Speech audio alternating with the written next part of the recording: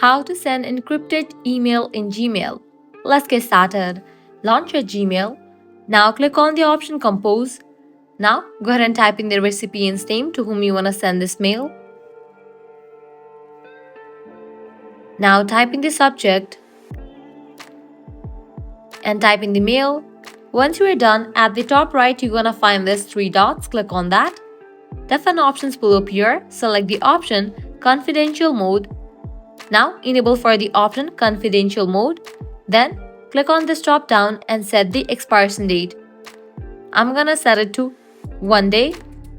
Then click on this drop down and select the option of SMS passcode. Click on Done. Click on this icon and now you can send it. And just for that, you have sent the encrypted email. This mail requires SMS verification before opening it, and also it's gonna expire in this date. So this way you are able to send encrypted email in Gmail. If this guide was helpful, do not forget to like, share and subscribe to our channel. Thanks for watching.